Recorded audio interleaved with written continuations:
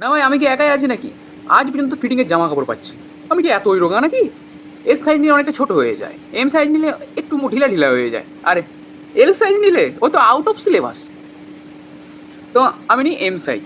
একটা দোকান থেকে জামা নিই এম সাইজের। তো মোটামুটি একটু ঢিলা ঢিলা ছিল। তো আমি ভাবলাম দর্জি দোকানে একটু মারিয়ে নেবো, বাস পরে নেবো। বাড়ি এসে আয়নার সামনে যখন জামাটা পরছি, দেখেছি হে, ওই নানি ছায়া, শুধু দুটো হাতল লাগিয়ে দিয়েছে এমন মনে হচ্ছে। ছাগলের লিগলিকের ঠ্যাংগুলো লোকানোর জন্য আমি ফুল প্যান্ট পরি, ঢলঢলে ফুল প্যান্ট। আর বন মানুষের দুটো বড় বড় হাতগুলোকে লোকানোর জন্য ফুলাতা জামা অল টাইম পরে থাকি, কোথাও গেলে আমি পরেই বেরোই। তো সেই দিনে একটা ভুল হয়ে গেছিলো, হাফ হাতা গেঞ্জি আর হাফ প্যান্ট পরে আমি একটু বাইরে বেরিয়ে পড়েছিলাম মার্কেটের দিকে। তো অচেনা লোকগুলো আমাকে ডাকছে, এ ভাই তুই এখানে। আমি বলি কী হয়েছে? বলছি এত রোগা কেন? আরে র্যান্ডামলি লোক জিজ্ঞাসা করে তুই এত রোগা কেন, তুই খাস নি নাকি? না আমি খাই না, আমি হাওয়া আর জল খেয়ে বেঁচে আছি, আমি খাবার টাবার খাই না। তো এক কাকু আমাকে ডাকছে, এ তুই এখানে। বলে হ্যাঁ বলো। বলছে তোর বাড়িতে কে কে আছে? আমি বলি মা বাবা ভাই এসব। মানে তোর মা বাবা কি খেতে দেয় না? বলে, না না দেয়। তারপরে কথাবার্তা হতে হতে ওনার সাথে আমার একটু বন্ধুত্ব হয়ে যায়।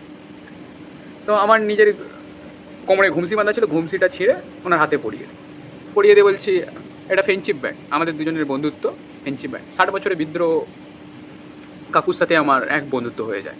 তারপরে উনি আমাকে পরোটা খাওয়ায়, একদিন খাইয়ে মোটা করে দেবে মা।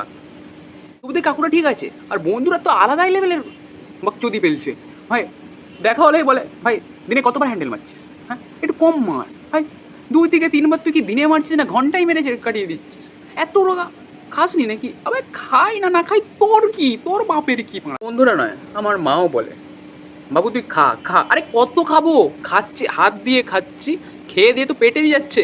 আর যা আমি বেশি খাই কম খাই আমার শরীরে লাগে না, তো আমি কি করব? খাচ্ছি দাচ্ছি আর পেছন দিক দিয়ে বেরিয়ে যাচ্ছে। আমি কি করব কি করব? তারপরে শেষ বেশ আমি ডিসাইড করলাম কি জিম করব।